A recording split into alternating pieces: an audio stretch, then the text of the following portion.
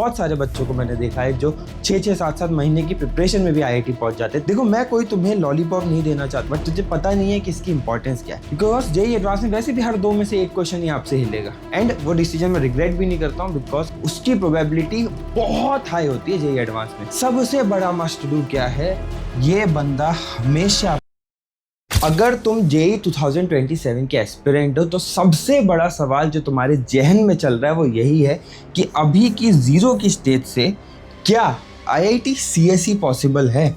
This is the biggest question right now, because अब तक तुम में से काफ़ी सारे बच्चों के संग 2 चीज़ें अच्छी हुई है। एक तो तुम सीरियस हो गए हो और दूसरा तुम्हें रियलाइजेशन हो चुका है कि भाई साहब जेईई तो टफ एग्जामिनेशन है, जेईई एडवांस तो बहुत टफ एग्जामिनेशन है। और जो मैंने मेरी प्रिपरेशन शुरू करी थी आईआईटी सीएसई की ड्रीम से, वो तो शायद अब फेड हो रहा है या फिर इवन आईआईटी का ड्रीम फेड हो रहा है। तो आप जैसे मेंटर भैया क्या हमें ये गाइड कर सकते हो कि जीरो से लेकर आज मैं जीरो पे हूँ, बट मेरे पास 2 चीज़ें हैं, एक रियलाइजेशन, एक सीरियसनेस आ गई है, क्या मेरा जो आईआईटी की सीएसई का ड्रीम था वो ऑन है या नहीं।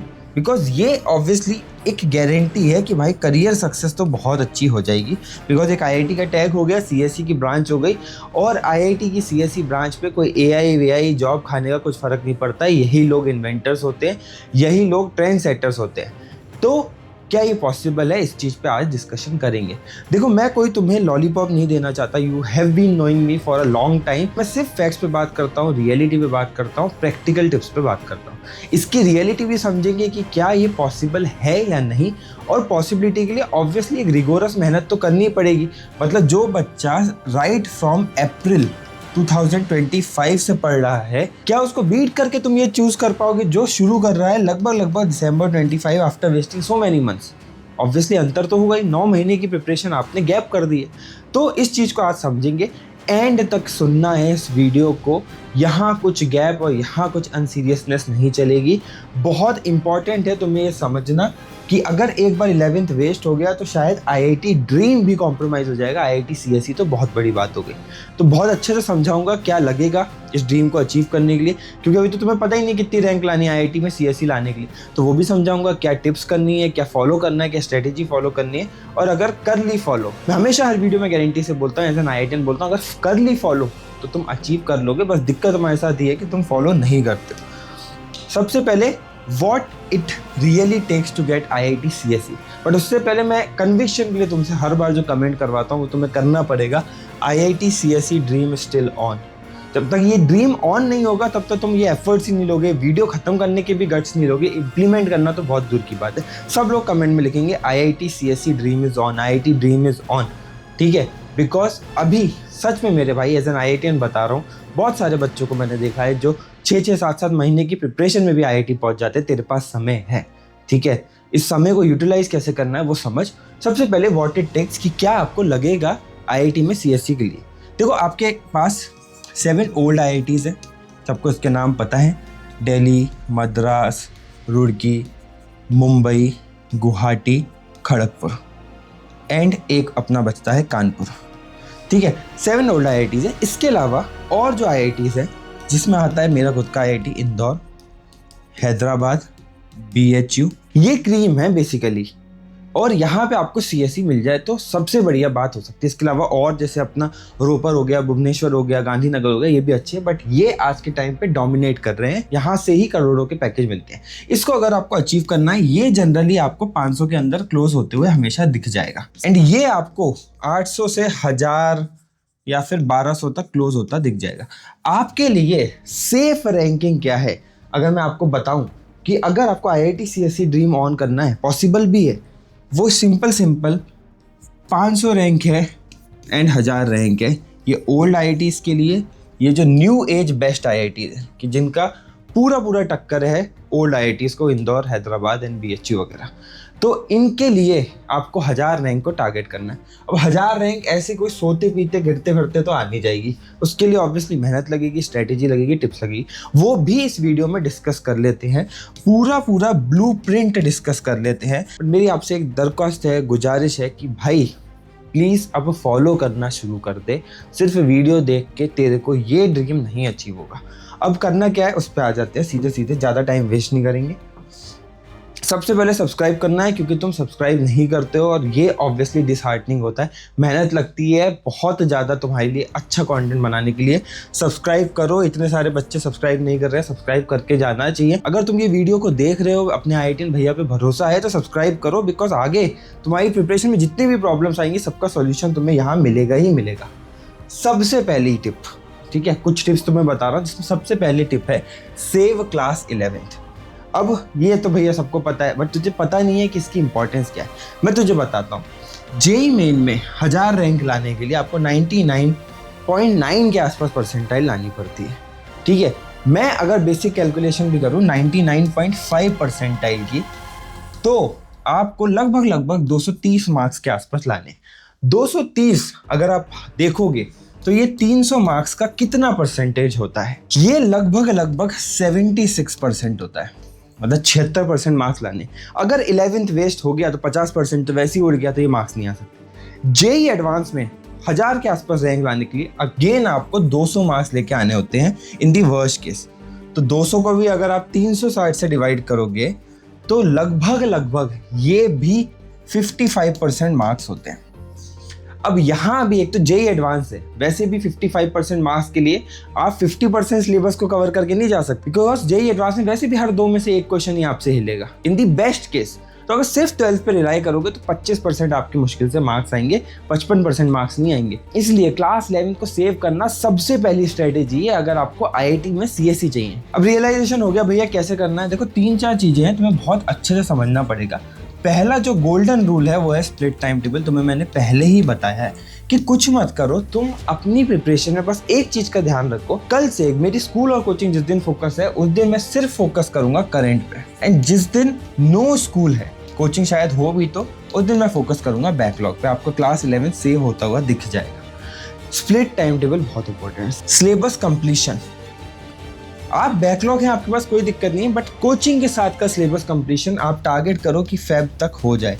इसके बेनिफिट क्या मिलेंगे आपको? मार्च और अप्रैल मिल जाएगा बैकलॉग्स को पूरा कवर करने के लिए। एंड थर्ड, आप PYQ ओरिएंटेड प्रैक्टिस कर लो रादर देन बहुत सारा मटेरियल लगा के टाइम वेस्ट करने में। इससे आपका क्लास 11 सेव हो जाएगा। लिख लेना, नोट कर लेना, 3 ही चीजें करनी, split time table, timely syllabus complete कर लो और सिर्फ PYQ से प्रैक्टिस कर लो। प्रैक्टिस भी हो जाएगी, टाइम भी कम लगेगा। नेक्स्ट चीज है आप NCERT ओरिएंटेड प्रैक्टिस कर लो। उसके लिए मुझे ये बुक काफ़ी अच्छी लगी। ये जेईई मेन फ्लेक्स बुक है। बेसिकली NCERT के सारे कॉन्सेप्ट्स को क्वेश्चंस में कन्वर्ट कर दिया है। Very wonderful book already 40% discount पे। अगर आप मेरा कोड YES10 को यूज़ करोगे तो ये 10% आपको एडिशनल डिस्काउंट दे देगी। Amazon पे आपको ऑलरेडी डिस्काउंट मिला हुआ है। सारे लिंक्स डिस्क्रिप्शन में बाय कर सकते हो। This is a must to have book अगर आपको बेसिक्स क्लियर करने। आगे बढ़ते हैं और समझते हैं सेकंड स्टेप जो है वो है नो बैकलॉग दिसंबर। देखो इस बात को तुम समझो कि अगर तुम मुझे पहले से फॉलो कर रहे हो तो मैंने तुम्हें नवंबर में दिवाली हॉलीडेज जो अक्टूबर में थे बैकलॉग क्लियर करने को बता दिया था कि कैसे कर। जिनने वो चीज़ को फॉलो किया होगा उनको वैसे भी कोई बैकलॉग होने नहीं वाले। बट जिनके पास अभी भी बैकलॉग है, प्लीज़ आपको इस बात को समझना पड़ेगा कि आपको दिसंबर को बहुत अच्छे से यूटिलाइज करना है। एंड ये आपके लिए गोल्डन मंथ कैसे होगा? तो गोल्डन मंथ ऐसे होगा कि दिसंबर में 2-3 चीज़ें हो जाती हैं। एक तो आपकी पूरी कोचिंग का ध्यान हो जाता है जेईई 2026 में, इसलिए आप मानो या ना मानो आपका सिलेबस जो है वो स्लो हो जाता है।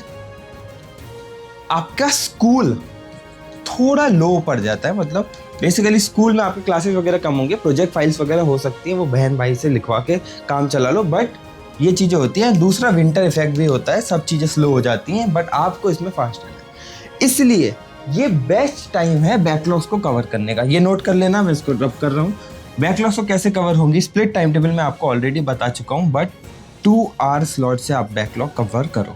2 आवर स्लॉट क्या है कि नेक्स्ट 30 डेज, मतलब नवंबर में ही वीडियो रिलीज हो रही है, 10 दिन नवंबर के होंगे, आपके 30 दिन पूरे दिसंबर के होंगे।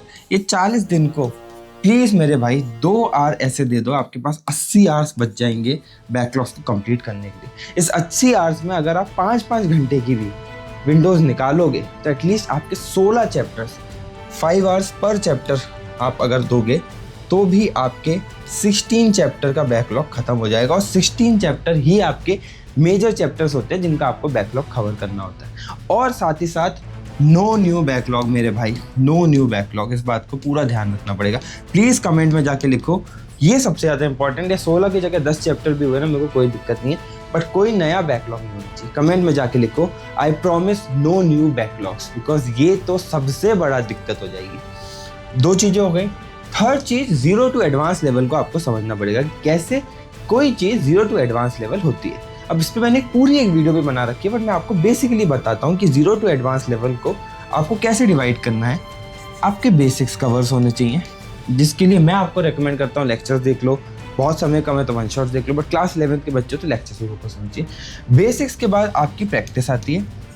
प्रैक्टिस के टीयर्स होते हैं, जो होते हैं मॉड्यूल प्लस एडवांस के PYQ plus RB, that is reference book. Advance PYQ JEE advance के लिए 40 ईयर के करने ही होते हैं, ठीक है। JEE मेन के लिए आप 5 साल के कर सकते हैं। तो आप पहले मॉड्यूल करेंगे, JEE मेन के PYQ करेंगे, JEE एडवांस की PYQ करेंगे, फिर रेफरेंस बुक करेंगे। थर्ड आता है आपका 0 टू एडवांस में मॉक, जो 6 आवर का होता है। 3 आवर्स का अगर मॉक है तो JEE एडवांस का मॉक भी है। 3 आवर का मॉक है तो JEE एडवांस का मॉक नहीं है। 6 आवर्स के मॉक टेस्ट देने ही देने हैं। मैं तुझे एज एन IIT लिख के बता रहा हूँ, जिस बच्चे ने साल 2 साल सिर्फ 6 आवर्स के मॉक टेस्ट भी दिए ना, महीने के 2 या 1, उसकी प्रोबेबिलिटी बहुत हाई होती है JEE एडवांस में, बिकॉज अच्छा इंटेलिजेंट बच्चा वहाँ पस्त पड़ जाता है 6 घंटे एग्जामिनेशन देने में। तो बेसिक्स कर लिए, प्रैक्टिस कर लिए, मॉक्स कर लिए, इतने में आप 0 टू एडवांस लेवल तक पहुँचने लग जाओगे। तो ये आपको बहुत ज़्यादा इंश्योर करना है आगे की प्रिपरेशन से, अगर आपका ड्रीम IIT है, ऊपर से CSE है। एंड कुछ मस्ट डू चीज़ें हैं।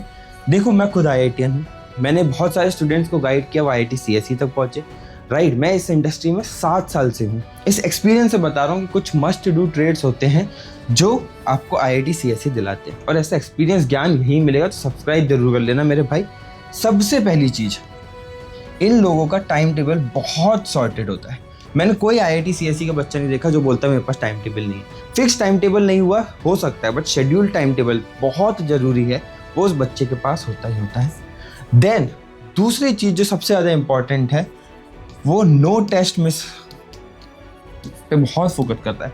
प्रिपरेशन हो ना हो, टेस्ट मिस नहीं करता। इसको पता है कि भाई ये मेरा मिरर है, ये मेरा रिफ्लेक्शन है, कि मैं टेस्ट मिस कर दूंगा तो मेरे को समझ में नहीं आएगा मैं कितना गलती कर रहा हूँ, कितना बेकार कर रहा हूँ। टेस्ट कभी मिस नहीं करता। प्रैक्टिस क्वांटिटी पे बहुत फोकस करता है, ठीक है। देखो मैं आपको बताता हूँ, एवरेज बच्चा जो नॉन IIT और नॉन NIT वाला होता है, उसका हमेशा आप शेड्यूल देखोगे, उसका लेक्चर टाइम बहुत ज़्यादा होता है, प्रैक्टिस टाइम बहुत कम होता है। इसका उल्टा होता है, लेक्चर टाइम सिर्फ उतना रखता है जितना नीडेड होता है, और बहुत प्रैक्टिस करता है। मैंने आपको ऑलरेडी रूल दे रखा है, सबसे बेस्ट रूल तो 100 क्वेश्चन पर चैप्टर है। अगर वो आपसे नहीं हो रहा है तो 75, वर्स्ट केस में 50 तो होना ही चाहिए। एंड साथ ही साथ सबसे बड़ा मस्ट डू क्या है, ये बंदा हमेशा अपनी पूरी प्रिपरेशन में एक ही चीज़ करता है, अपने को IIT के अंदर मैनिफेस्ट करता है। मेरे को मेरी JEE प्रिपरेशन में लिटरली सपने आते थे कि मैं आज IIT में हूँ, ये कर रहा हूँ, वो कर रहा हूँ, बिकॉज इतना मैं मैनिफेस्ट करता था कि मेरे को डिप्रेशन, डिस्ट्रैक्शन, एंजाइटी कुछ आती ही नहीं थी, बिकॉज मैनिफेस्टेशन बहुत हाई था कि IITian बनना है। इसी रीज़न की वजह से मैंने NIT त्रिची CSE छोड़ा, बिट्स छोड़ा, और मैंने IIT ज्वाइन किया, क्योंकि मैनिफेस्टेशन बहुत हाई था। एंड वो डिसीजन मैं रिग्रेट भी नहीं करता हूँ, because I am doing very good as an IITian, और शायद मैं वो NIT त्रिची के CSE से भी नहीं कर पाता और बिट्स से बन के भी नहीं कर पाता। तो मैनिफेस्टेशन बहुत स्ट्रॉन्ग है। हमेशा दिन में एक बार मैनिफेस्ट करो, समझो तुम्हारी लाइफ कैसी होगी, तुम्हारे को बहुत हेल्प मिलेगी। एंड इसी के साथ आपके पास पूरा एक फुल प्रूफ प्लान है कि IIT CSE को कैसे चेस किया जाएगा। नेक्स्ट स्टेप्स क्या है, सब्सक्राइब करके रखो, बिकॉज बहुत सारी इंपॉर्टेंट वीडियोस आने वाली है। सेकंड, इसको एटलीस्ट 1 महीने दिसंबर एंड तक फॉलो करो, दिख जाएगा तुम्हें, समझ में आ जाएगा कि IIT ड्रीम पास में आने लग गया। एंड थर्ड, जो भी डाउट है कमेंट सेक्शन में पूछो, या फिर लाइव सेशन में आके पूछो। लाइव सेशन हमने वापस रिज्यूम कर दिए। मिलते हैं अगली वीडियो में। Till then keep working hard, जैसा मैं हमेशा बोलता हूँ, बिकॉज उसका कोई ऑल्टरनेटिव नहीं है।